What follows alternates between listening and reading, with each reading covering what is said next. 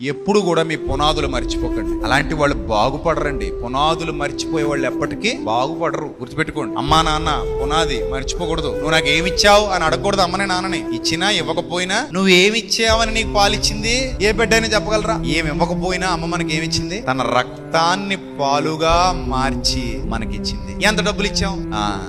ఆ మాట దగ్గరే మనం సగం తెచ్చాం. ఏమిచ్చావని నీకు పాలిచ్చింది అంటేనే మన దగ్గర ఏమి లేదు, ఆన్సర్ లేదు. ఇంకా అక్కడ నుంచి మాట్లాడుకుంటూ వెళ్ళిపోతే నువ్వు ఏమిచ్చావని నీ కోసం నైట్ డ్యూటీలు చేసింది. నైట్ డ్యూటీలు అంటే రాత్రంతా నిద్రపోకుండా నీ కోసం కాసిన కాపలా. నీకు ఏదైనా జ్వరం వచ్చిందనుకో, నేను హాస్పిటల్కి తీసుకెళ్ళాలనుకో, రాత్రంతా నీ పక్కన కూర్చొని తన చేతులతో నిన్ను నిమురుతూ నీకేం చేసింది, ఎంత చేసింది. ఇప్పుడు నువ్వు లెక్కలు మాట్లాడతావా?